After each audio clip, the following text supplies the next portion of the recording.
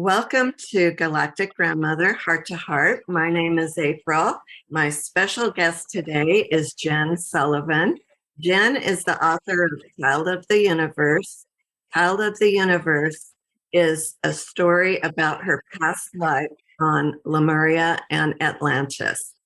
And I believe this book is extremely timely because it's that time in humanity's evolution when we should be talking about our past lives and our extraterrestrial star families and many other topics that expand humanity's awareness and raise our consciousness.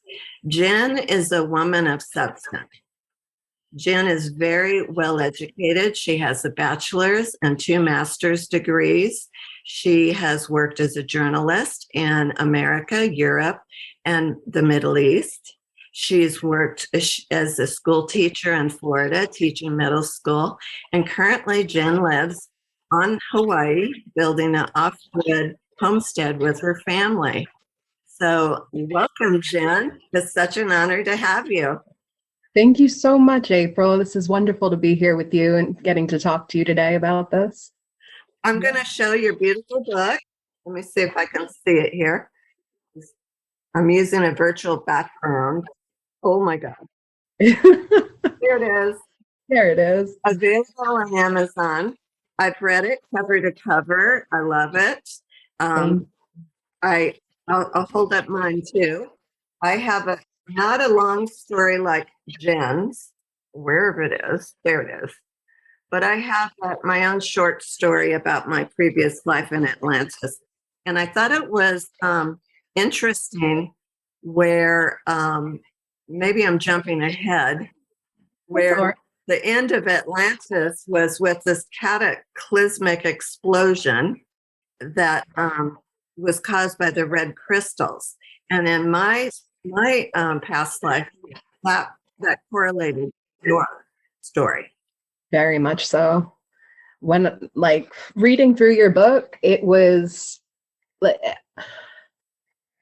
so affirming to just understand your story, and then it helps me understand my story better, because the perspective I left that past lifetime in Atlantis with was that there was no real good coming from it. But when I saw from your perspective, I saw the humanity behind the people. I saw the reality that I was blind to at that time and I was just kept away from, and it was very eye-opening, very much. You were kept as a prisoner in the city, and I was way out in a rural coastal town. Yes. And 2 totally different lives. My first question would be, in consideration of a past life that we both know about as Christy, it would take a lot of bravery to come out and write a book about your past life in this day and age when so many people still are not accepting of reincarnation and past lives, especially in the Western world. And my question would be, what motivated you to write the book? Well, that's I honestly was just in a place where I had been doing these sessions with Sarah Bressman Cosme, who was my QHHT practitioner, and I, like so many others, found myself stuck inside for months because the pandemic had just broken out. And I had 4 small children I needed to take care of, and 4? 4 of them. So I found myself in a place where I found and understood this story that came out of me, but I also now had the downtime that I usually didn't have in my life to sit and write it. And it kind of became like my saving grace during the pandemic, where I was able to have something that I looked forward to every day. Every night, once I'd get the kids to sleep, I could sit down and for hours I could write this and just go to this other world and put the stress of our everyday life kind of behind me. And the more I worked on it, the more it just envelopes you. It becomes a part of your life. And when it was done, I didn't think twice about putting it out. But after I put it out, I did think twice about it, to be honest. Yeah. Yeah. Now, I know that you got a lot of information from your QHHT sessions about your Mhm. past lives. But I know with myself, I many years ago, maybe 40 years ago, I went to past life regression classes. And after that, then I started having spontaneous past life regressions. And now at this point, I can consciously access my Akashic records, and especially when I'm writing. When I'm writing, it just seems to flow like a movie where I feel the emotions, see the action. Do you identify with that? I relate 100%. I kind of found myself in the world of QHHT without fully realizing like what I was accessing. And I, over the course of almost 3 years, I did so many sessions with Sarah Brexman Cosme, my practitioner, that I've actually hit the point now where I don't even need to do a session. It's very spontaneous. Writing is my easiest way. I can do a lot of automatic writing where I Right. can just ponder a question and not even think about what I'm writing, and then it just bam, I got a whole page, Right. and it helps solve a lot of things in my current life, and also any Mhm. misunderstandings I may have about my past lives that may intercede into this life. Yeah, I think that the past life regression therapy really does facilitate a connection in your alignment. Where you can access that information. Yeah, kind of like a metaphysical gym almost. The more you go and the more you do it, the stronger the connection. I don't think we can talk about Child of the Universe without really talking about your life as Christy, I know. because really that life seemed to set up your mission in life this time around, wouldn't you say? Yeah, I would say when we fail to, complete certain things in our lifetimes, being eternal beings, there's always going to be a next time that you need to think about. So, there's a balance. There has to be a movement forward in so many ways. You know, you wish you can just say, I don't have to do this. I'm not doing it. I'm going to stay in bed all day kind of deal. But I don't think our inner selves or our higher selves really work that way. We set out to accomplish things, and if we don't do it, we're going to have to do it eventually. Are you're currently writing another book? I Are you am.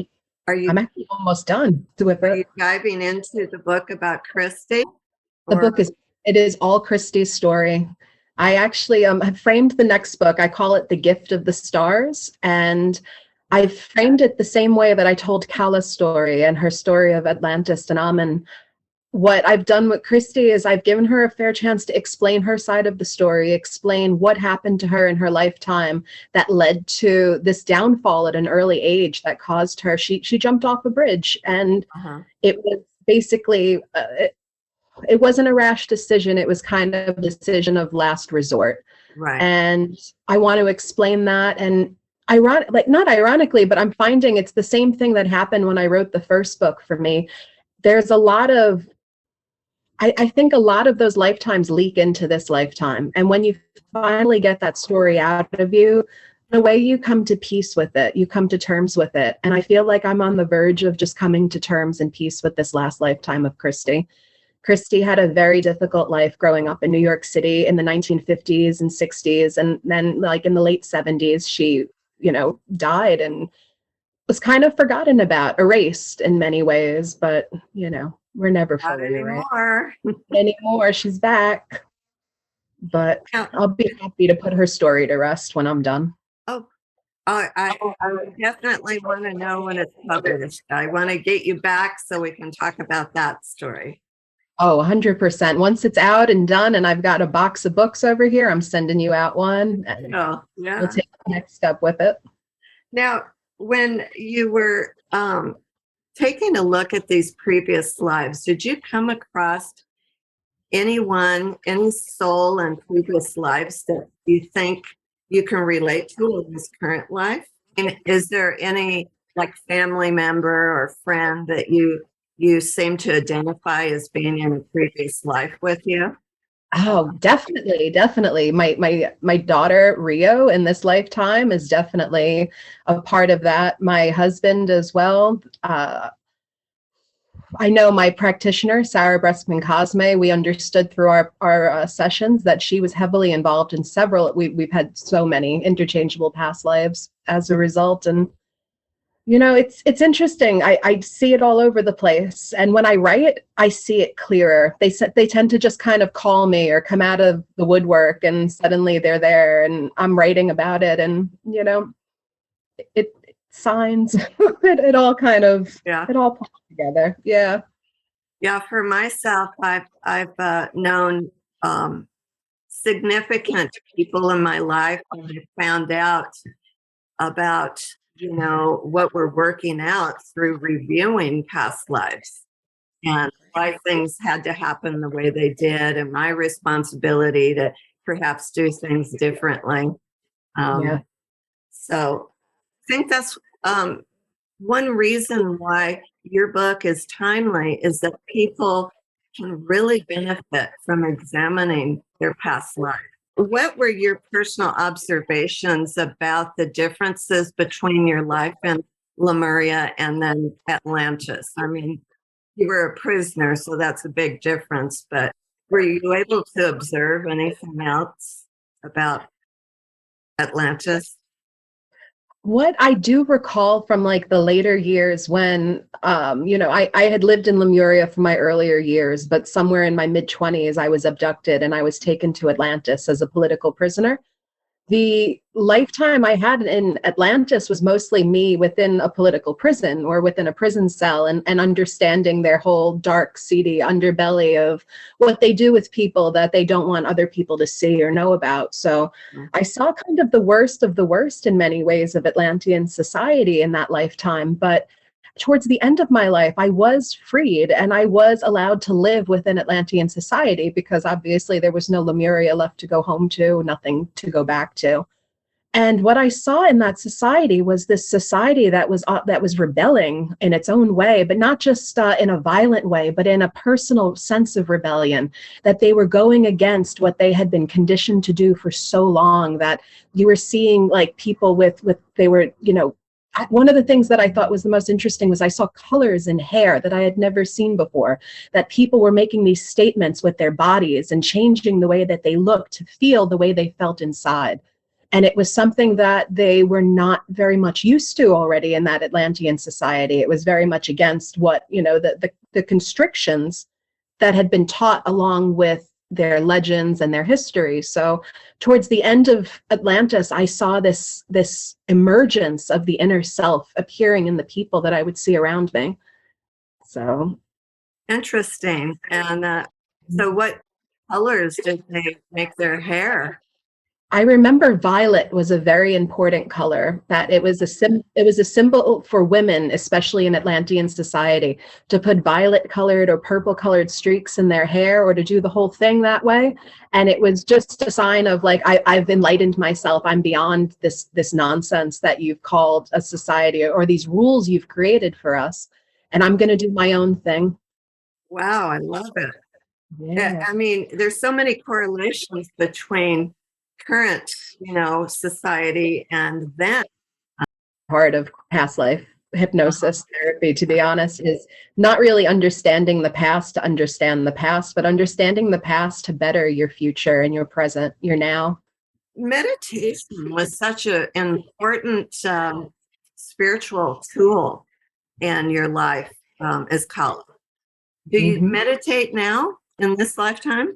I do actually. I try to get it in more often than I used to. In fact, I used to fight it heavily. I used to like despise the thought of meditating, like it was a waste of time. And I'll get to it eventually and I'll do it one day, or I never have quiet time. But I actually had another QHH practitioner. His name is Martin Rivera, and he's up in New York City. And about a year ago, he sent me these recordings of him playing the crystal bowls while also doing a past like kind of like a meditation like that. So it's 15 Yeah. minutes. I listen to it as often as I can, and I find that it helps me very much before I start doing my automatic writing. that if I get into that meditative place, I get into a place where it's tingling and you could feel the energy kind of going through your body, bam, you can sit. I could write like 5-10 pages after I do that. You lose all track of time because You you're do. right in the flow. Yeah. You're in the flow, you're in that energy, that tide. You got to just go with it and see what comes out of you. Leo.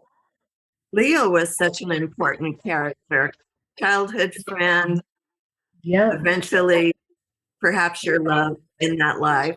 What happened to Leo in the book?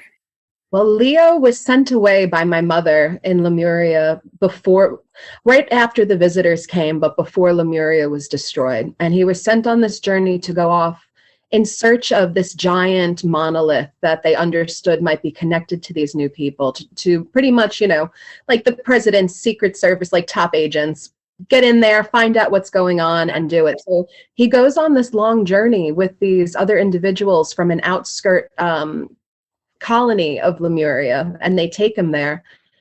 And by the time he gets there and understands, he gets to what you would call the Sphinx now, but it looked a bit different back in the day, and has this unbelievable experience where they are just, they kind of tap into this energy that is holding all of this information that's been through our recorded history and time. And something just shakes them up so much that eventually a colony is started in that area, and it leads to becoming ancient Egypt down the road. But he creates this book once he finds out what happened to Lemuria and what's happened to myself, what happened to his child. He assumes that we're both dead. And he creates a book called The Book of the Dead, which he makes in like an homage to the people of Lemuria that were lost and the royal family that was lost. And that was what I got out of my sessions, that was his end, that we ended up living kind of miserably, not too far from each other for the rest of our lives, while he was thinking I was dead and I thought everyone was dead. And, Breaks my heart. It is, right? It was terrible. And, I think a lot about that in my lifetime now, about, my relationships with people in them. And, sometimes you got to just put your societal norms away, and you have to put away what's expected of you and put away tradition, and you just need to do what makes you happy. Right. And I think that was my biggest lesson in that lifetime, was it was okay for me to break away from it and to go with him and to be with my child and to start new somewhere else. I just wasn't brave enough in that lifetime to do it, but I feel like I did it in this one as a result to make up for it. So, oh, definitely. I think so. Yeah. Well, I think that I'm sure reunited in spirit after that lifetime. I really believe that we do that when we pass. We get to reunite with our soul family. Getting back to incarnation, when you came in as the Star Brother. Yeah, the commander. I kept reading such interesting things about what the extraterrestrials brought to us. Like, not only the red crystals, but the strange looking trees from the home planet. I wondered, what else, what other kind of things they may have brought here. Because my understanding that, there's other extraterrestrial star families that have contributed with animals and plant life and genes, to the genome. Do you remember what the trees looked like? Were they really gigantic? I remember the ones that I experienced in Lemuria were more of a tropical garden, where there was just always an abundance of like food and health and just like a cornucopia overflowing kind of a feel to the trees. They were very big compared to what you'd see now.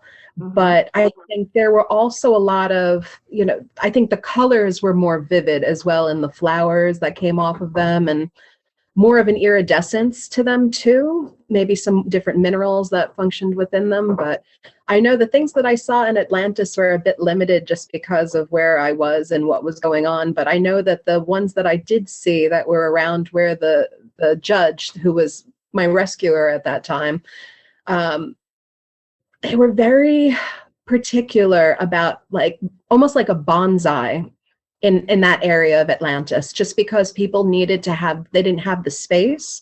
Uh-huh. So it's almost like I would say like a similar art form to bonsai, where they would kind of miniaturize things and keep them there on display. Animal people were such Yes, an okay. important part of Atlantis when you were there. The people, what I saw in these sessions was that at that time in Atlantis, they had taken a red crystal from my people and in Lemuria, and they had gone back to Atlantis and they had revolutionized their technology. They had learned to understand how to use it, but unfortunately, they didn't have any guidance in that process. So when they were learning how to manipulate this red crystal, they realized that they could use these children that had been exposed to a, let's say it wasn't them necessarily who were exposed to a vaccine, but their parents had been exposed to a vaccine during the time when Atlantis stole the crystal from Lemuria. They had come in search of a cure for a virus that had affected their entire civilization for years, and they didn't have the technology to get them out of this situation. So as like a last, hurrah, they came and they found us, and they were trying to get this crystal, and, it leads to the demise of Lemuria, but it does create this whole new type of electricity, this energy that is functioning in Atlantis. And only the upper echelons of society really benefited from this technology, from this energy that was coming from the red crystal. It gave people the power of having immense health, of, anti-aging properties. You could live forever if you really wanted to, but the problem was the energy was conducted by these children who had been affected by these vaccines, pulling out these characteristics of animal DNA that had been subjected into their DNA earlier on in Atlantis's history. So it wasn't that it caused them to become this out of this freak of nature situation. It was something that was deeply embedded in their DNA from an earlier time that came out. And they were able to manipulate the technology, use the crystal. They worked with scientists. They all understood what it was, and it just got out of control. It got too big for everyone to be able to handle, and it misfired and created this energetic cataclysm that was just, it devastated Atlantis. It blew it off the map in so many ways. So I hope that was a good enough. Yeah, I was wondering now, did the everyone on Atlantis, as far as you know, get the vaccine, or was that for the more elite that got the vaccine? The elite were the first round to get it. In fact, that was a part of a book that I wrote about, was that I noticed that it was something that was given to the richer, the more what we call important people in society there first, so they could get society up and running again, was their, I guess, their, guise for it all. And then it trickled down into the rest of the layers of society. I don't feel there was a choice really in them getting it, or a big repulsion to it, to be honest. I don't feel like it was the same as what we have now, where people feel more protective over their bodies in some ways, or not. And, whatever feels good, feels good. I don't think that was the case back then. It was just kind of like, you're doing it or you're dying. So, Yeah. It makes me wonder if we have some kind of a karmic, repercussion in this lifetime that comes from Atlantis. I mean, I wonder if that's why people, are more protective of their bodies now. Definitely. I've had a ton of people write to me specifically about that, about reading that and saying, like it was a huge trigger for them in this, and, it helped them kind of understand what they were facing. But most importantly, it helped them remove the fear that they felt either about getting a vaccine or not getting a vaccine, which I think was the most important thing for me. Was the fear will paralyze you either way. You have to come to terms with that and then make your decision as to what you feel is going to be best for you, your family, your body. Right. So yeah. Yeah, I think it comes down to individual choice because everyone's so different, you know. Right. And And we're at a point in civilization where individual choice is something very new for all of us, I think, so I don't think you saw this as much in our past lives as you're seeing it now. yeah, I would like to hear more about Davika, the Ah, yes. because she was obviously an important person. She went through the portal. One of the things I'm writing about right now is actually, I call her Devika, and that was just the name that came across to me. Uh, And I know she went to a place of emerald seas, and it felt colder. It felt more oh, northern to where she was, somewhere in the North Atlantic, possibly. And what I've come to understand through more sessions is that there was an island off the coast of Ireland called High Brazil, I believe it's called, that people they don't know what really happened to it, but it used to show up on maps every now and then it wasn't. But I think it's something around that area, something within that vicinity, off the coast of Ireland by Iceland. I think that's where she was. wow, that's so interesting. But with Devika, you're going to read a lot more about her in the next book that I really Okay. do. I I did more sessions with Sarah. I understood where she went and why she went there and what ends up happening. There is a whole second reckoning that happens there with Atlantis and Lemuria once again trying to reclaim this power from each other. But it's actually very, very brutal. And it took me a while to kind of stomach writing it, to be honest, because it wasn't something that was very pleasant to look at in my sessions. And I got past it. I wrote it out, and I'm just going to put it out there for people. And if that's important to them, then they can read all about where I think she went and what happens after that with her as well. So, Well, I love it. I think it's super interesting. Are thank you doing your sessions with Sarah now in person or by Zoom, or how are you doing it now? I live in Hawaii now, and she lives still in the Keys, and we're on a completely different time zone. So I mostly just do my automatic writing process now. As a result, I feel like I've kind of, I don't know, not like gotten beyond the QHHT sessions, but I just don't feel like I need them anymore to write Right, and do what I feel makes me happy right now. And that's kind of just where I'm at with it all. I right. just do me. Well, and like I said, I think that you needed probably the QHHT to make that connection, but now Yes, you're free flowing. You're doing it. very much On so. Yeah. Yeah, That's exactly how it is. I think once you just tap into it and you know how to get back there, it's like walking to the lake. You know how to get there now. were there any other lifetimes that came up in your sessions that you haven't talked about yet, or Yeah, there's that actually you write books about? definitely. I feel like I have enough sessions where I could easily write maybe 3 more books about all of this, to be Mhm. honest. Yeah, Probably more once I go further. I feel like I understand things differently or better, and more things become aware. I become aware to more things. But the one that I'm really working on right now that I'm trying to kind of understand a little bit better as I finish this second book is a life that I had where I lived inside of a cave system, like a tunnel system underground, underneath the mountain. cool. Like And it was during, oh, go ahead. inner Earth.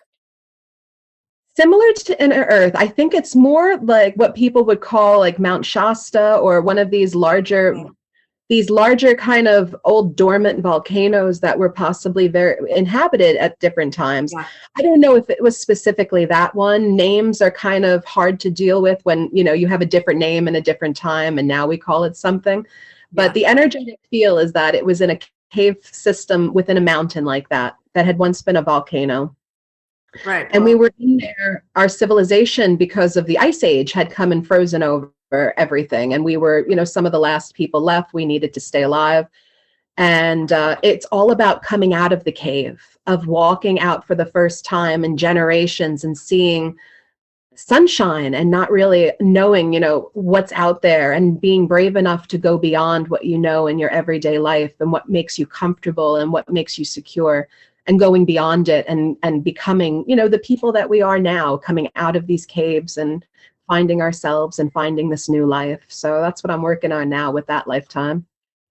Well, there is an interdimensional city named Telos in Mount Shasta, and it's part of the Agarthan network. And I'm very familiar with Telos myself personally. Well, maybe you can tell me something. I've had this, and I'm not very familiar with it, just because a lot of this is very new to me. It's all kind of stuff that I'm trying to understand. But one of the things I saw in that lifetime during that session was that there were these underground tunnels that would lead us to this large cathedral-like room underground, where it was a gathering place for all types of beings that had been in the past that would come and they'd gather there and exchange knowledge and information. They'd explain how to survive in different ways, what was edible, what wasn't, different usages of things. And it was a way for everyone to kind of come together and learn from each other. I don't know if that's something you've come across in understanding it, but maybe was it?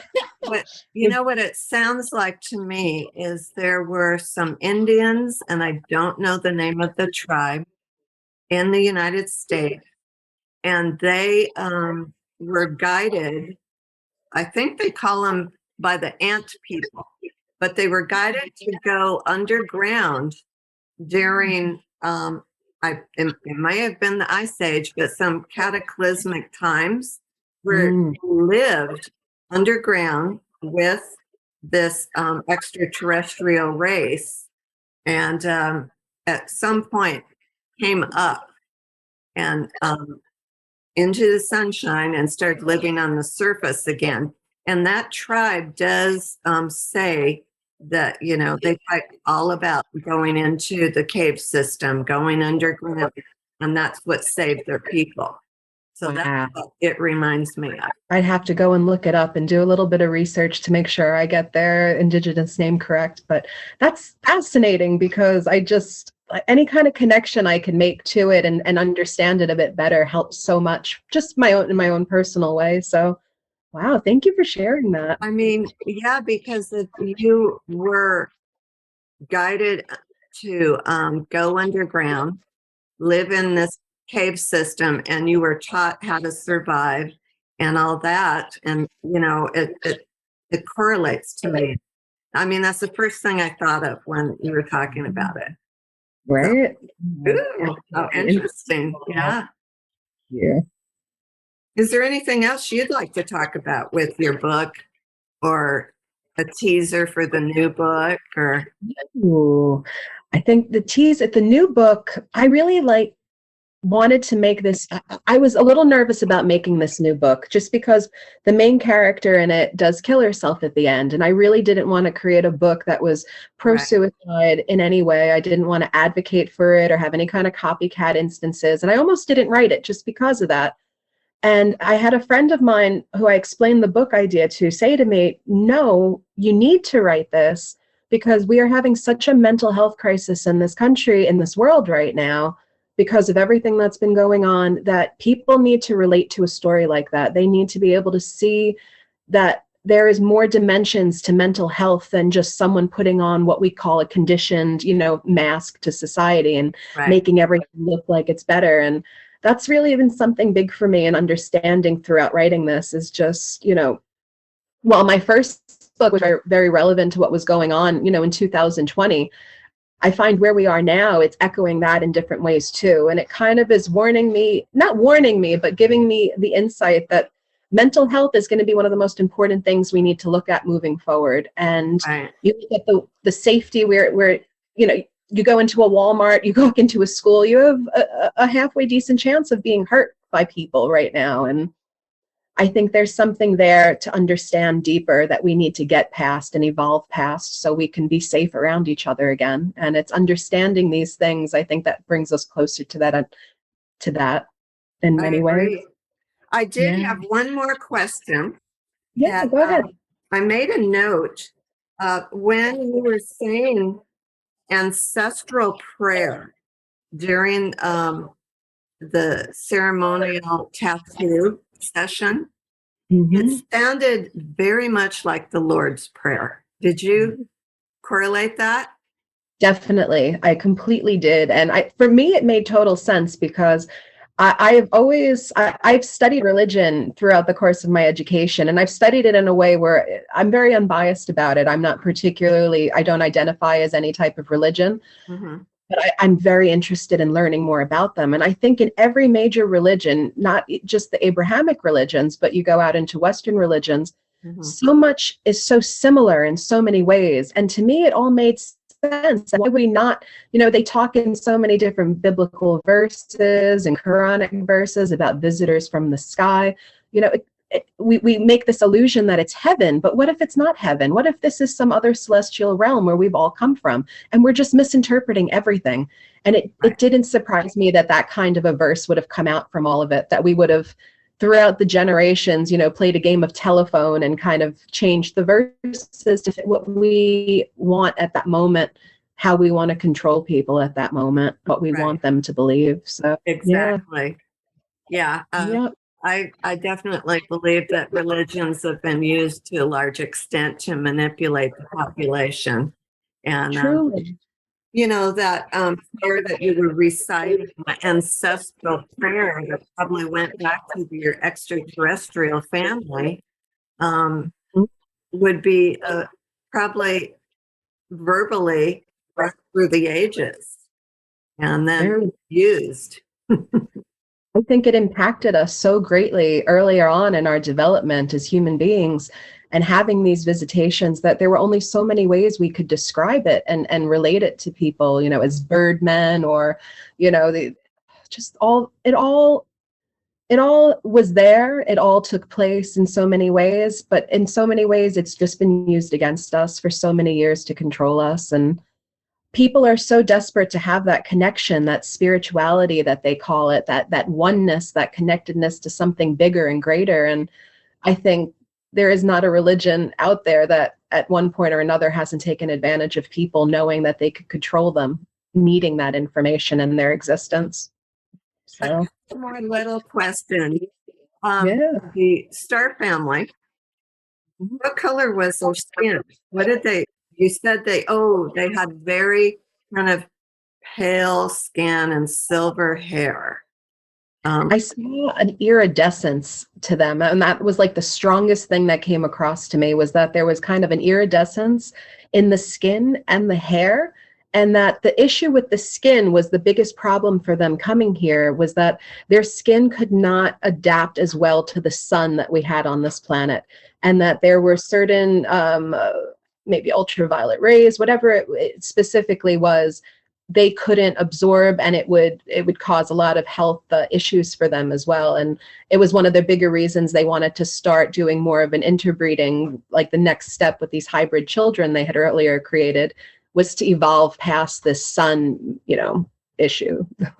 Sun and skin issue. So that's the strongest thing, was that I think that iridescence that we don't really have as much anymore has been kind of bred out of us. Yeah, and little did they know they were getting a whole lot of personality in there. I think they needed it, to be honest. Yeah. I think when a civilization gets to the end of their evolvement and a development on a planet, and the planet's about to die, I kind of think it gets a bit boring. I think perfection leads to boredom, which leads to so many other destructive behaviors. So I think it's, yeah, that kind of made sense to me when I was looking at it that way. I could talk to you all day long. I look forward to more conversations with you. Well, thank you so much. Let's stay in touch. I will. And it's such an honor and a pleasure to meet you in person. I feel the same way. Thank you so much for having me on your show, April. This has been wonderful. It has been wonderful. And hopefully I can come and see you on your beautiful homestead someday. Definitely. Anytime you want, we're going. I'm going to show you the avocado farms all around us. Oh, wow. We'll do some scuba diving. We'll have a great time. Yeah, I feel at home in Hawaii. Always have. Must be my Lemurian DNA. It is. I feel there's so many different people that say that to me, and I recognize it when I'm here. There's an energy that's completely unlike anything else. Yeah. Well, I love you, sister. I love you too. Have a wonderful afternoon. Thank you so much for this. I appreciate it. Oh, I loved it. And enjoy your family, and we'll talk soon. Definitely. Have a good one, April. All right, bye-bye. Wow, that was a wonderful interview I just had with Jen about her revelations and her recollections of her life in Amun, or AKA Lemuria in Atlantis, and how they relate to today, and how really learning about your past lives brings such a richness to your current life and helps you to understand yourself better. So blessings to all of you. Thank you very much.